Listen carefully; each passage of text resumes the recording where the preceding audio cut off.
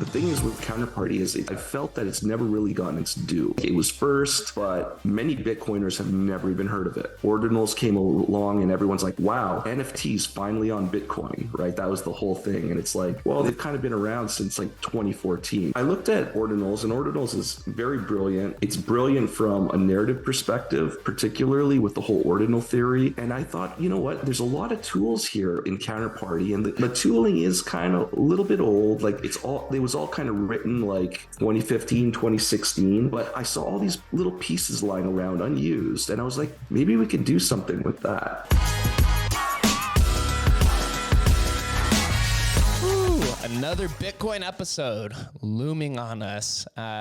More than excited for this. I get to learn about another Bitcoin protocol right as all of the Bitcoin maxis are frustrated with all of the fees. And also the creator of Stamp, MikeInSpace, had been discussing this for about, has it been a month now? Maybe 2 months of Bitcoin stamps about the idea of pruning. And I think today, as the time of this recording, we saw that post by one of the Bitcoin devs. So perfect timing for this episode. Yeah, Luke, right? Yeah, was that the one by Luke? Yeah. The one that we shall not name. But Mike, I appreciate you for doing this. Also for having the foresight.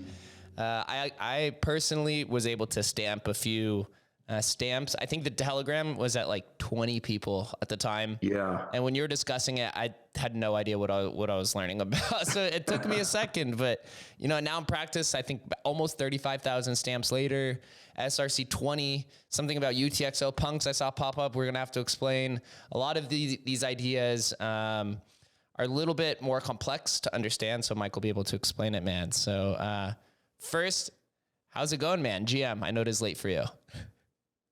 Yeah, you know, it's been a busy night. The kids have their activities, but yeah, it's good. Happy to talk about stamps and Rare Pepe, Bitcoin, whatever you got. Let's start right at the beginning, man. As we were discussing before recording, not that many podcasts out there, and then the even earlier podcasts that had begun many years ago tend to get wiped off the face of the internet as people kind of leave the ecosystem. Tell us a little bit about MikeInSpace and how you found your way into crypto. Yeah, so I've been around since around 2013. I got into Bitcoin, primarily Bitcoin, honestly. I never really got into many altcoins up until recently, the NFT era. I started to dabble a little bit with Ethereum, NFTs, whatnot. But in 2016, there's a protocol called Counterparty, and it really is like the first NFT protocol. Now, some people might say Namecoin, and I suppose that's debatable. Anyways, there was a little project called Rare Pepe, and I was very fortunate enough to have one of my cards accepted into the directory. And I've been a fan ever since. I've been collecting Rare Pepes and various Counterparty NFTs from 2016, 2017, right up until the present. Yeah, I love Counterparty. And the thing is with Counterparty is I felt that it's never really gotten its due, right? It's like it was first, but many Bitcoiners have never even heard of it, right? Ordinals came along and everyone's like, wow, NFTs finally on Bitcoin, right? That was the whole thing. And it's like, well, they've kind of been around since like 2014, right? So I looked at Ordinals, and Ordinals is very brilliant. It's brilliant from a narrative perspective, particularly with the whole ordinal theory. And I thought, you know what, there's a lot of tools here in Counterparty, and the tooling is kind of a little bit old. Like it was all kind of written like 2015, 2016, but I saw all these little pieces lying around unused, and I was like, maybe we could do something with that. And that was sort of the genesis of stamps, where we figured out a way to kind of, if people aren't familiar, typically the way NFTs used to work, or even work a lot these days, is that it's a pointer, right? Like you've got the token, and the artwork you see isn't really on Ethereum or Bitcoin, it's on AWS, and it's just a pointer, right? And that's even how Counterparty works. And the innovation with ordinals is that it's there, it's on the blockchain. And so we're looking at different methods of doing this on Counterparty, and one way to do it is through what's called these multi-sig outputs. So as people aware of how Bitcoin works, there's the UTXO set, and that's basically this database of unspent outputs. And you can do some fancy things in there. People have been doing it since the beginning of Bitcoin, quite honestly, where you can basically use it to encode data. Now, previously, that data, that art sat there on the blockchain, and it's great, but it was never really in a tradable state, right? And so the novel thing that we came up with in stamps is that by utilizing the Counterparty token layer, we were able to put art on the blockchain, but at the same time, make it tradable for the first time, right? So a lot of people have been excited about that. It's been about a month or two since we've started it. The directory, it depends on how you count it, because now, so we have like about 18,000 Bitcoin stamps, but then there's also different variants of it. Like there's Doge stamps, there's XCP stamps. So if you add them all up, it's probably near 40,000. We're getting started. One thing that kind of put a hurdle in our way is this whole mempool thing, right? It's slowed everyone down, even ordinals. I mean, you look at ordinals.com, and right now it's all BRC20. You can't even find art anymore, right? Because art is just too expensive to mint right now. So we are hoping maybe the mempool will let up a little bit. Maybe, the BRC20 will run out of steam just a little bit, just to give us a little bit of time to get some more art in there. And yeah, it's been a lot of fun. We've started SRC20. It is kind of a response to BRC20.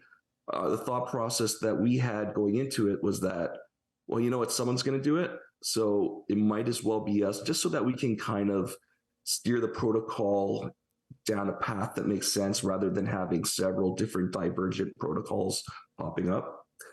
And so one thing we've done with SRC20 is like we look at ordinals.com, and you see these screens and screens and screens of BRC20, and it's just white text on a black screen over and over and over again.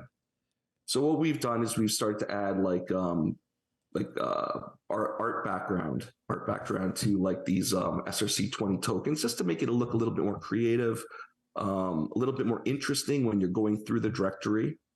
Yeah, there you can see it there. There's Kevin. Kevin's our top dev for stamps, and that's his little pixelated face. And you can buy a Kevin token right now if you'd like. Viva Lavandle, he's a popular Rare Pepe artist. He's got his own Viva. There's Stamp.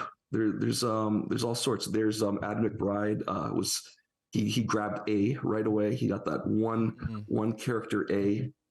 So there's Bro over there. Adam says buy an A, because if you're not first, you're last. Bro has the I forget what twins those are. Bagnadov or something. Yeah, I forget their name. The ones that are used as the Chads all the time. Yeah. There's Bobo. This visualized experience looks a lot better than just seeing JSONs. I actually went, just as a disclaimer, I've inscribed Jake. I haven't gotten into any tokens yet, so now everyone's probably going to front run me when I go to do this. But it is all a little bit of an experiment per se. So before we do dive into the SRC20 and maybe some of the other things, I do just want to note to everybody that I'm just going to skip over the whole idea of ordinals, because I've talked at length on this show about ordinals, and so go through any of the other episodes about it, because this is, I would consider stamps almost like an addition to ordinals, or maybe like a secured layer to it in case of this idea of a pruning, which I'd like for you to kind of just explain a little bit in layman's terms, or as best as you can without going too crazy into the details of like, why is this idea of pruning so bad for ordinals that you would go and spend quite some time to build a new protocol? Right. So, I mean, it started off, people would call me an alarmist, like, oh, no one's going to prune ordinals. It's not a thing. It's not going to happen. And maybe it might not happen. But that it's starting to become a greater likelihood every day that goes by, particularly with these 500 sats per VByte days where, certain maxis are getting a little upset with the presence of BRC20 and ordinals. So basically the idea is that with ordinals, they found a very novel way to store the data. It's within what's called the witness data, and that affords them what's called the witness discount. So they're able to upload art for basically a quarter of the cost of what it would otherwise cost to put this arbitrary data on chain. And so that's great for ordinals, and I think it's definitely helped them. The problem is this witness data is what's called prunable, meaning that when you're running a full node, the full node, first of all, it downloads this witness data, it validates it, and then it can discard it. Now, the current default state with Bitcoin Core is I think it does keep it, right? So it downloads it and it keeps it. But the core devs have basically said, hey, we're downloading this witness data. It's filled with ordinals. Before the assume valid block, so every 6 months or so, Bitcoin Core adds what's called an assume valid block to basically speed up IBD, initial block download. And the premise there is that something that happened 6 months ago is sort of settled history, right? We can assume that there's not going to be like a reorg that goes back 6 months. So we can safely put this assume valid flag, right? And what happens is the node, anything prior to that assumed valid flag, the node doesn't even look at it. It doesn't validate that witness data, right? So what the Bitcoin Core devs are toying with is the idea that, well, if we're downloading this witness data and it's not even being validated, maybe we don't need to download it in the first place, right? And the premise of ordinals is that you have this persistent data on all the nodes. The reality is it can be pruned. The data also doesn't exist in pre-segmented nodes, right? So how does that differ from stamps? With stamps, because we encode the data within unspent outputs, it basically has to persist across every node. Full nodes, pruned nodes, pre-segwit nodes, post-segwit nodes. Every node needs to have a full copy of the UTXO set. So basically the value proposition of stamps is that the data is more resilient and more persistent across basically every single Bitcoin node out there. Well, ordinals, you can kind of count on that data being available on a full node. But going forward, based on what we're seeing on the mailing lists, like that data may get pruned away from other nodes. And so when you think about like, how will this data persist into the future? Will it still be there in 5, 10, 20 years? These things do matter, right? So the trade-off is, yes, stamps cost more money to mint because we don't benefit from that witness discount. However, we're storing the data in a way that's a lot harder to prune away. Makes complete sense. And as I mentioned earlier, there are now active attempts to do a variety of mechanisms to prune that away. I believe recently some of the Bitcoin devs issued some sort of like invalid ordinal or disrespector or something like that. Yeah, where they created an ordinal out of nothing or something like that. It's a little bit too technical for me, but I know that they used 0 inputs and outputs to create an ordinal or something to mess with. That was the one to script the numbering, right? Mm-hmm. Yeah. So there's a variety of ways. You could though effectively say that this could be good for ordinals, right? This is kind of how Bitcoin became battle tested. Is a lot of the early community members were like, please bring on as much, please bring on as many attack vectors as possible so that we can, test Bitcoin to make sure that it is ready.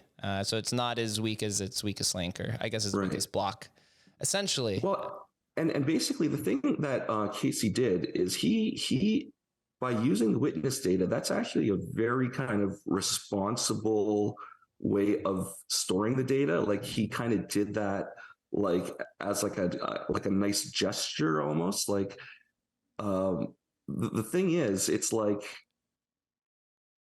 there's a lot uglier ways to encode data in the blockchain. So if you go after ordinals and prune away that witness data, what's going to happen?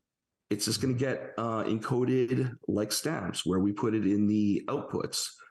So there's no real way. It's a cat and mouse game, but ultimately there's no real way to stop this stuff, right? So and what we've seen basically with the current state of the mempool is that it shows that people are pretty price insensitive. So while you do get this discount by using the witness data, if that discount were to go away, and that is another thing that they're kind of debating, getting rid of the witness discount entirely, well, okay, so the cost goes up 4x. But we saw the cost go up from like 1 sat per VByte to 500 sats per VByte. So I mean, there's a lot of price sensitivity going on here. So I'm not sure if getting rid of that this discount would even make a difference, to be honest. Hey, if you participated in NFT summer in 2021, and ETH transaction fees were literally over $100 to buy it, to even just buy an NFT, then those same degens, or you could just say those same crypto experimenters will take that same ideology and apply it to Bitcoin. So something like, I believe right now it's 242 sats for VByte. Wow, it's come down a little bit.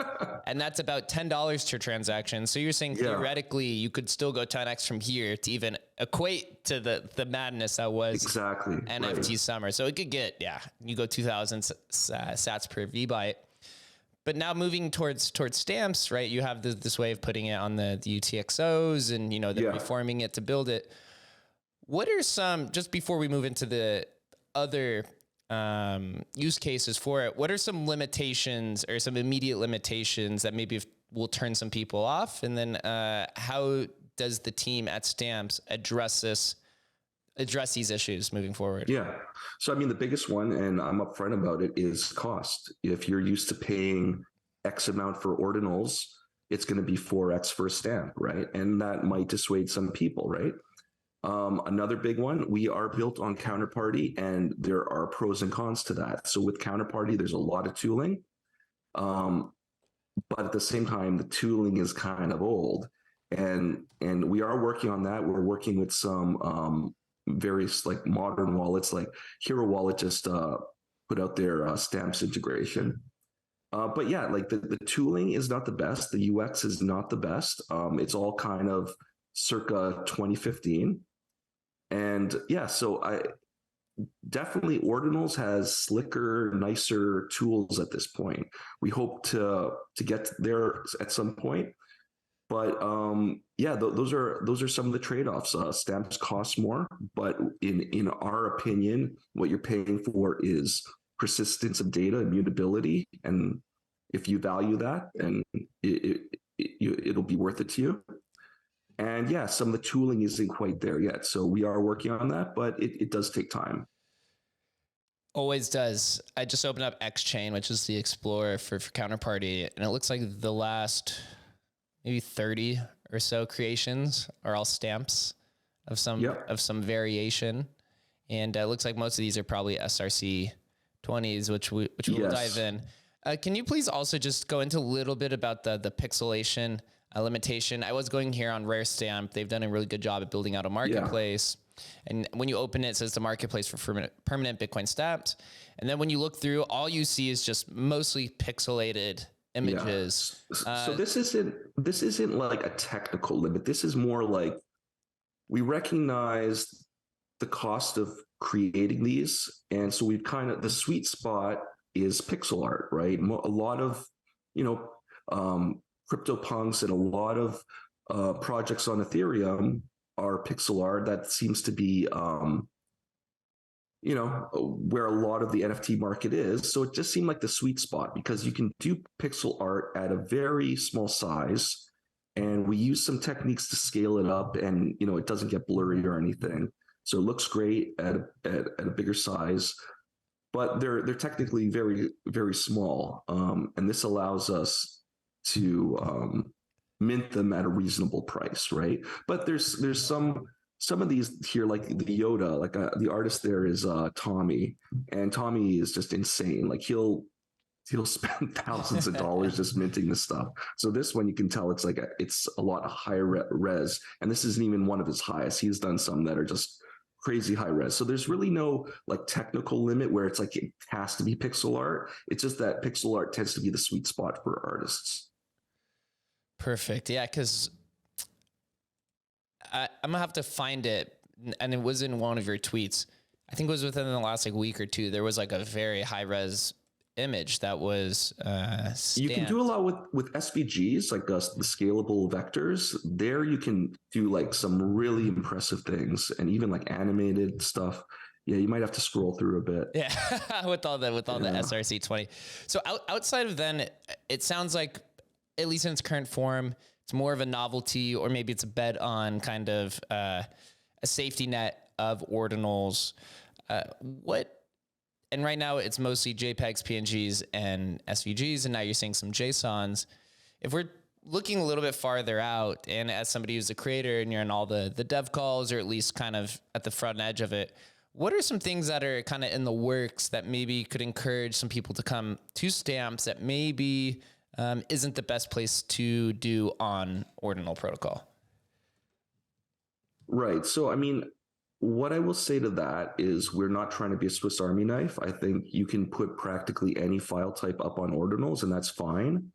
But we do have a more, we have like a narrower focus on art, and it won't just be, visual art. We are going to introduce audio stamps and interactive stamps, but ultimately it's like, this is the place to go to create art. Right. And we have introduced SR20 just to stay competitive. But ultimately, it's like we're not trying to be everything to all people, like with ordinals and that's fine. That's the method they're following. But for us, we just want to have a tighter focus on art itself. So you know what? So by saying that, ordinals are great, and maybe ordinals does something that you need done that can't be done on stamps, and that's fine too. I have to say, as somebody who's worked at Emblem for the last 6 months, that is more of a crypto Swiss Army knife, and it does become a problem at times, losing focus, because there are so many options and so many things that you can do with it. So it is a little bit relieving to hear that there is a fine-tuned focus of kind of improving the foundation and then moving on from here. And I have just opened up the Decrypt article. I believe this might have been the first one, or one of the first that came out. The creator of the new protocol claims that it's the most permanent means of inscribing data on the Bitcoin blockchain. Goes on to say the emergent stamps, which stands for... That's wrong. It's wrong. I was going to say, I didn't even know if that was true or not. Yeah, because it says STAMs, right? Like, so it really stands for secure tradable art maintained permanently. I don't know how permanently became securely. Something got transposed or something. Hey, it happens in journalism, per se. But yeah, you go on, there's the GitHub. Working with Hyro is also very important, as they are providing tooling for the Bitcoin ecosystem or for Bitcoin devs. And of course, more integrations go on to encourage more participation, but also a little bit more credibility in a sense. I'm trying to find this. Oh, this was the first, instead of an inscription service, you call it the minting utility here. This is for SR20. This is for the SR. But there was one originally that you had. It still exists. If you go back to Stamp Chain and you scroll to the top, in the top menu, minting, right there. So you rolled this one out, and then I believe Ordinal Spot has rolled one out with Stamp Spot, and Stamp Spot, and I believe Rare Stamps might have worked with you as well. Yeah. When I had first gone on to and Adam and a few others, when we were first creating these stamps, we had to go to Counter Wallet, which I had never used before. And it's even a precursor to Free Wallet, man. It feels like you're literally AOL 93 at a time. How hard was it to build out something like this? And then what kind of improvements have you made for the stamp or the mint? Yeah, I guess you call it the minting utility. So Counter Wallet is it's a UX nightmare, but it's like we needed it to bootstrap. So in the beginning, Free Wallet had some has some imposed limits on the description field. So we were forced to use Counter Wallet to do the minting. There's a weird bug in Counter Wallet where within these multi-sig outputs, it spits in 7,800 sats per output, and that's very inefficient and it's unnecessary. We tracked down. It's funny. We tracked down this old Bitcoin forum article where it all started, and it turns out it was supposed to be 780 sats per output, right? That's the amount needed for these multi-sig things, and somehow it got implemented as 7,800. So for the last 8 or 9 years that this has been in Counterparty, people have been overpaying by 10x whenever the multi-sig kicks in. So what's good is with the latest Free Wallet, it's now an adjustable amount, so you can lower that way down from 7,800 as well. Our minting service does it at I think 960 sats per output. So yeah, early on, we were really kind of overpaying to create these stamps just because of this inefficient process. But we are looking into a way of kind of reclaiming those sats for people. There might be a method of doing that we're still kind of looking into. Yeah, it's once you build the technology out, and of course in an open source way, then you get other devs and other brilliant minds who come in and can add some utility to it, and then right, it's a win-win for everybody. I'm looking on the stamps chain. I don't know if you tweeted this or not. They said I just want to take the time to say the term conceptual layer. I have been seeing also the term meta protocol. I don't know if that's a similar nature at all, but what? So I've been calling SRC20 a meta protocol, and I just picked that out of the air because it seemed appropriate for me, just because what's happening is the way SRC20 and even how BRC20 works is that you're minting supply, and then when you want to transfer supply, you're minting that transfer. And then you have an indexing service that's tabulating all these up, right? And so you have Bitcoin as the base layer, then you have ordinals as this sort of secondary layer, and then you have BRC20, right? So ordinals has no concept of BRC20, and Bitcoin has no concept of ordinals. They're three floating layers. And so that's why I kind of see BRC20 and SRC20 as meta layers. I don't know if that's an accurate description. It's just a term I've been throwing around. I've seen a lot more using it as well. So let's dive into SRC20 then, because of course BRC20 is the hot thing right now. We just saw Gate.io, a centralized exchange, make their way into BRC20. I am now seeing a lot of contending opinions about if BRC20s are good for Bitcoin or not. Also, I guess they're relying on this thing called a centralized indexer that some of these marketplaces are using, and they don't all match up. So there's, of course, now you're introducing more counterparty risk again, no pun intended. What kind of things does SRC20 address that maybe BRC20 isn't implementing, or maybe even if it's a better starting point of just why is SRC20 different? So what I would say is when we designed it, we were trying to stay as close as possible to the BRC20 spec on purpose, because we do have to think about third-party indexers, and we want to ease that sort of integration, right? So we didn't want to just kind of reinvent the wheel for the sake of it. So yeah, I mean, in terms of how it works, it basically does everything BRC20 does. They're a little bit more stylish because we put this artwork behind it, but I mean, these are all kind of speculative things, and I'm not sure where they're going to go. Like, I think BRC20, it's already been superseded by what, ORC20? Is that the new one? There's a few. There's a few of them now. Yeah, these things move by the day. But yeah, I mean, they're fun speculative instruments at this point. I'm not going to say SRC20 does anything that BRC20 does not do. Got it. Okay, so I'm gonna open this for a second. Does sound like you do take some contention though, or you take some shots at ordinals at a time. Here's a tweet that says, not looking to start a turf war, but I'm gonna say it. Stamps are the ethical version of ordinals. The reason BTC is very much unusable right now is ordinals take advantage of the witness discount. Stamps don't. Stamps compete on a level playing field for block space. So, I mean, that was sort of trolling a little bit, and you know, you got to shitpost. Sometimes you got to shitpost a little bit. Yeah, but I mean, there is truth to this because it's like there's serious talk happening about removing that witness discount, right? Because a lot of people feel that it is an unfair playing field. Like if I'm trying to do my financial transaction, it's costing, like I'm not getting that same discount as someone else putting their art. So with stamps, yeah, we're paying 4x because we are paying sort of the market value for putting that art there. Interesting. So there is actually an SRC20 leaderboard, which I just looked up. Yes.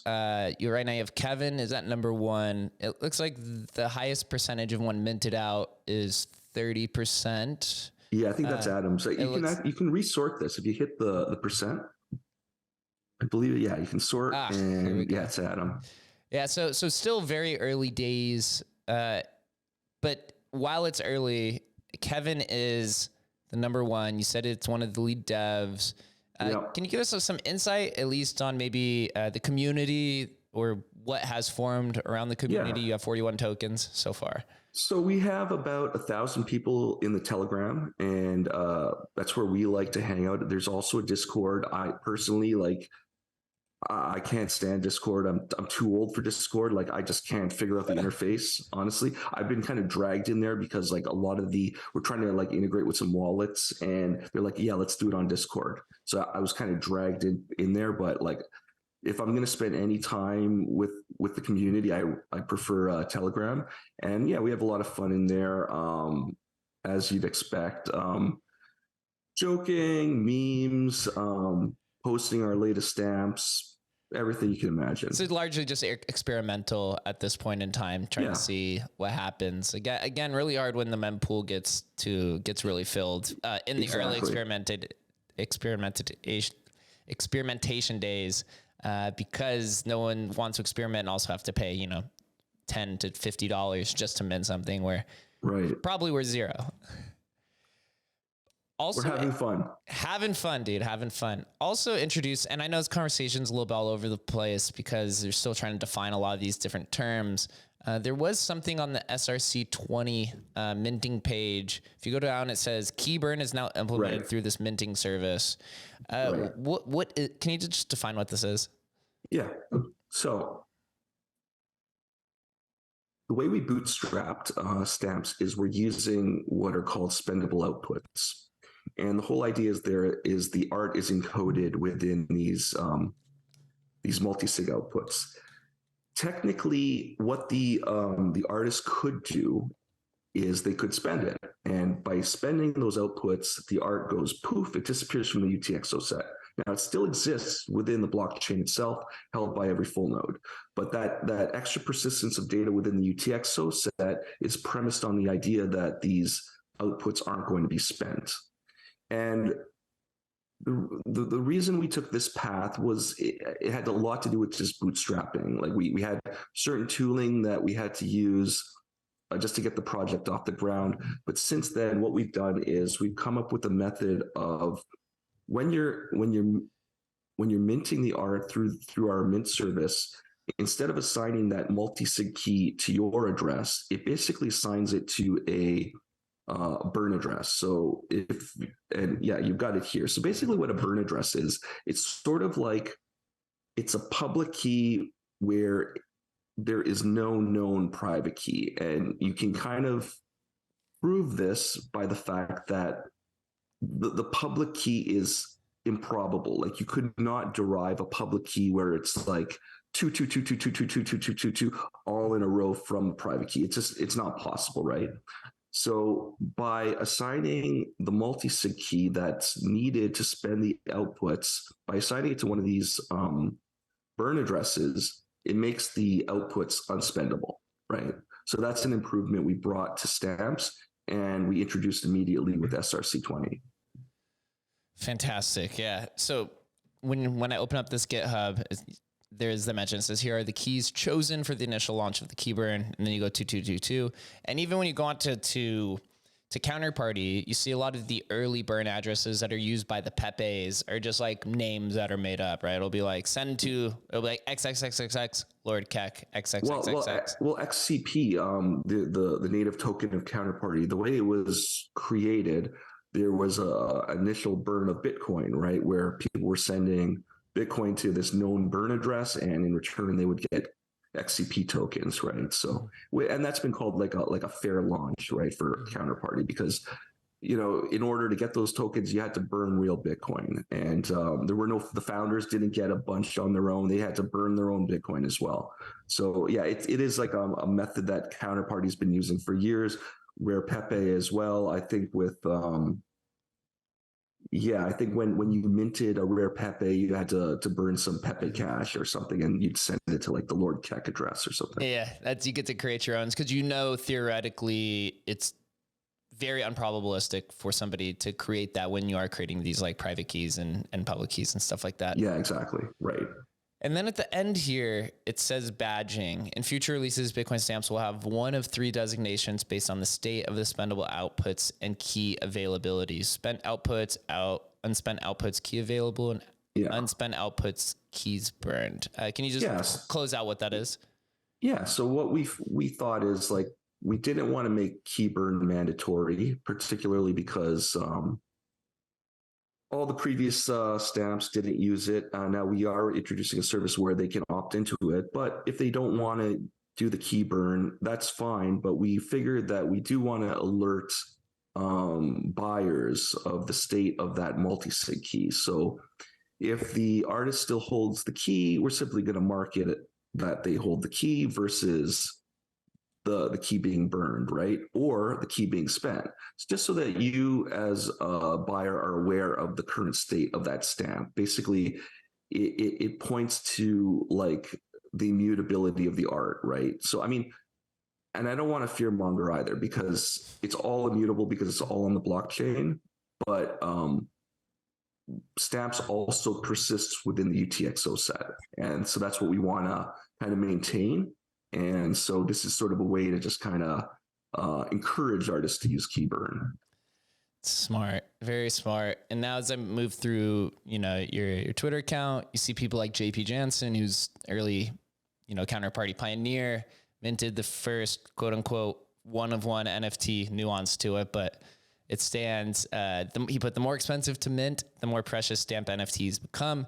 You started seeing even people like Udi talk about when they created the at the time it was the largest ordinal. It took a whole block or something. The ordinal, yeah, it was almost 4 full megabytes, and at the time it cost them 110,000.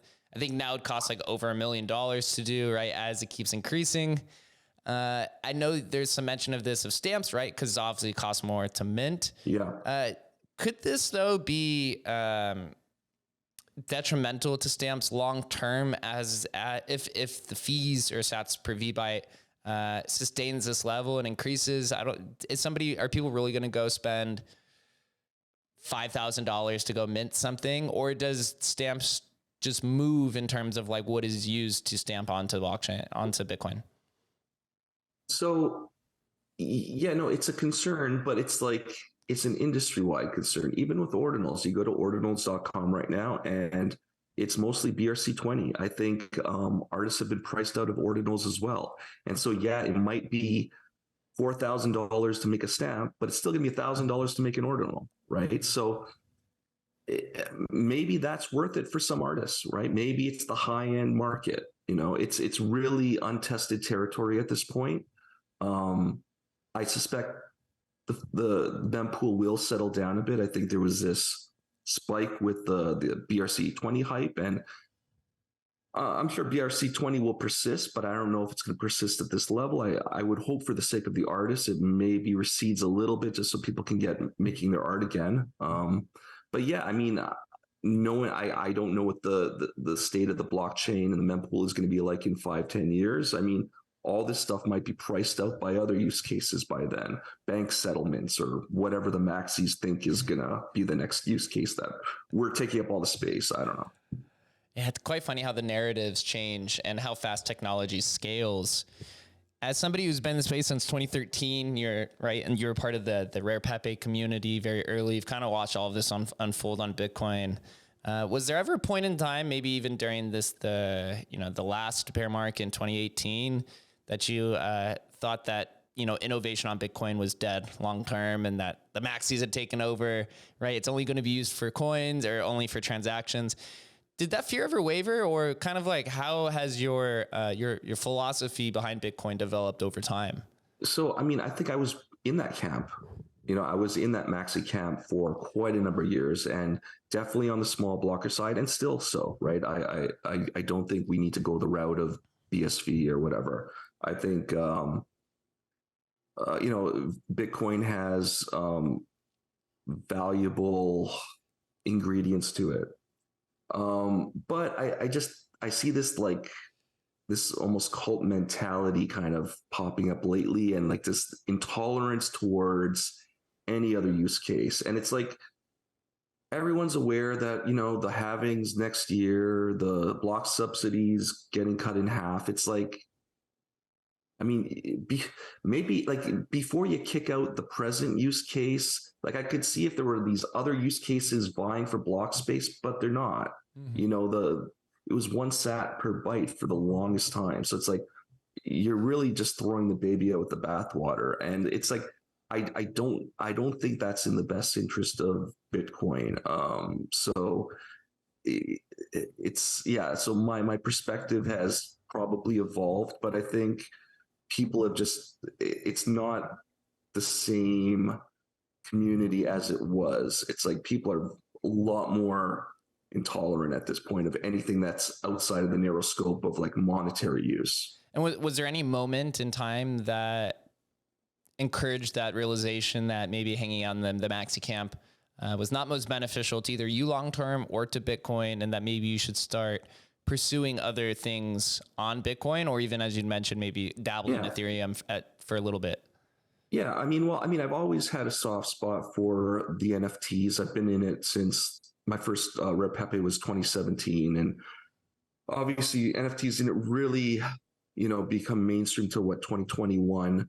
So I mean, like the way I see it is like I can understand, like the maxi saying, okay, whatever, you're wasting your money. It's a pointless use case. But then like this taking this sort of very adversarial approach to kick a use case to the curb. And it's like, it reminds me of like the op return wars that were happening way back in 2014. So, I mean, I don't know if it was like a single point in time where like my perspective flipped. It's been this sort of slowly evolving thing, just as things have kind of gotten worse and worse over time in my view.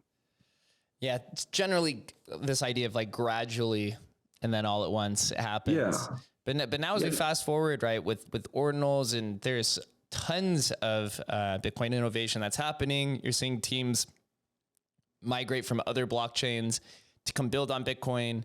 Originally with ordinals, I saw this, and firsthand being behind the scenes at Emblem, you saw this like mesh of Stacks developers, ETH developers, and then Bitcoin native developers come in.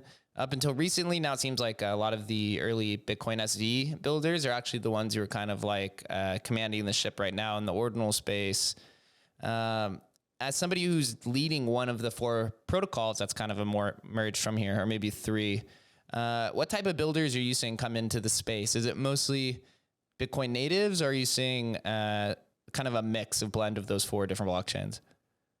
Yeah, no, it's not really the Bitcoin natives. We're in contact right now with Hero Wallet, Ordinals Wallet, and Xverse, and they've all been like very like excited to integrate stamps. But yeah, they're I don't know if, yeah, they're Stacks developers, they're previously BSV developers. I don't care. They're building good. They're building good products. I mean, you look at Ordinal's wallet or some of these other things, and it's like they're quality products, right? So, yeah, I'm happy to work with anyone to integrate stamps. Yeah, we just want to build a really great ecosystem, because really that's really what gets us from 0 to 1. Because yeah, right now we are lacking in wallets and marketplaces. I've got a call with Gamma on Friday, so we're trying to really get marketplaces and wallets into users' hands, so they don't have to rely on like Counter Wallet or Free Wallet. But and I'm not trying to slag those things. They were good for their time. They just the development, like the mind share wasn't there, I guess, right? To push them forward. So yeah, it's great to see these other development teams working on new tooling, and excited to integrate stamps. And now taking stamps, the idea, and this is a very common in just open source technologies, is this idea of like forking a concept and then going and deploying it on your other blockchain. We saw this now happen with Doge stamps, right? And it's also got a little bit of attraction. I had talked with a handful of those guys recently on a Twitter Spaces. Have you dabbled with Doge stamps at all? Do you communicate with that team? And what are your thoughts on it overall? It's great. It's like there's no antagonism at all. It's wonderful. It's like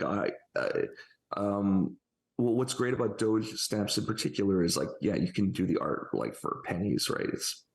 So yeah, it's still very viable even during this time right now, because they're not in the same mempool as us. But yeah, no, it's great. I see. Here's the thing. I've been in the Counterparty space for many years on Telegram in these different groups, fake rares, Rare Pepe. Like there's all this cross pollination happening. Like all the stamps artists are from other Counterparty projects, right? Even one of the early stamps is in the fake rare directory, right? It's great. I'm glad to see 1,000 flowers bloom. Oh, that's fantastic. I didn't actually know that. When stamps had first popped up, I actually had this like theoretical idea that many people started trying to take ordinals, fork it, and do it on their own blockchain. We saw it happen with Litecoin, which they do have Taproot and SegWit, so you can actually like have an effective version of that. Then you started seeing like Dogecoin tried to do Doginals, which isn't really the same. And I had this idea that, it might be even better for other blockchains to not adopt a form of ordinals, a proof of work chains, but maybe even just fork Counterparty and then create their own stamps protocols. In an essence, right? You could do like light stamps. You could do this on pretty much anything else, right? You have Mona Party that exists on Monacoin. Yeah. Have you thought about that idea at all? Anyone's free to run. It's an open protocol. I mean, anyone is free to run with it, right? Absolutely. Happy to see it. And we're going to come up on time here pretty shortly, but speculating now into the future, what would you like out of the Stamps community members, or maybe any builders who are listening to this, trying to find an opportunity in the Stamps ecosystem? What do you think would be the right route to go if maybe you're a builder to build something that Stamps needs, or just something you think that needs to be embedded into it from maybe like a community standpoint? So I would say there's a ton of low-hanging fruit, like things you might not even realize, like even that leaderboard, right? We needed a leaderboard, and someone in the Telegram like just threw something together, right? So there's so many opportunities, like in terms of wallets and marketplaces and creative ways of presenting stamps and new directories. Like right now, there's like 4 or 5 explorers all doing stamps, like Rare Stamp and Stamp Chain, and so yeah, I would say if you're creative, if you have some coding background, there's so many things that you could do with stamps to build out this ecosystem. And like you probably, like, you're not like with ordinals, you're probably competing with like 7 other teams, like trying to build a wallet. Like on stamps, you'll be the first wallet, or you'll be the first marketplace. So I think there's a lot of opportunity there right now. Yeah, from the Explorer standpoint, there's obviously the one with Stamp Chain. I believe there's token stamps, and there's Rare Stamp. There's one called stmps.xyz. There's then there's a couple other, the Kaleidoscope has one. There's a few different ones. Yeah, so a lot of effectiveness. Community is cool. What's the best way to get in touch with the community? Is it still the Telegram group? Yeah. That's where we hang out every day. What is it? It's t.me/Bitcoin stamps, I believe. I'll put it. Yeah, I'll make sure that I put it in the notes for everyone. And then, what's the best way to get in touch with you? Am I just going to shoot you a DM? Are you too? Are you? Or I'm on Twitter like 25 hours a day. So MikeInSpace on Twitter. DM me. My DMs are open. Yeah, absolutely fantastic, Mike. Yeah, I like stamps. I know there's a lot of people that kind of hate it. Of course, there's always like a turf war. The idea of permanence, dude, it's a lot. Michael Saylor today, he went on a podcast and he was talking about. He was actually pretty much in support of ordinals, but not even as much from the art perspective as it was more from like placing important documentation. He did this example of putting somebody's will on Bitcoin that, maybe has $1 billion in transfer value assets. And so to me, it's like, are you going to more likely do that on ordinals, or maybe something that's even a little bit more permanent, right, of stamps? I don't know if I don't know if I've seen any sort of documentation make its way over there yet. Have you seen anything outside of art so far in the SRC20? Yeah. So I believe like 3D printers, the spec files for certain guns, they're up on the blockchain already. So other things like that. Oh boy, I think that's putting documentation of maybe some legal or maybe some maybe not so legal stuff right out there on Bitcoin, right? It's can't prune it all, but you never know what kind of industries that can create or, encourage maybe good or bad behavior. But, that's why we play the game out here. Or maybe I'm going to have to put it all into ChatGPT to tell me if it's a good tie, dude. Mike, appreciate you for staying up and doing this call, man.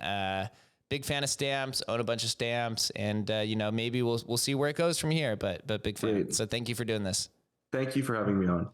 Thank you guys for listening and watching. We'll catch you next time. Stamp away.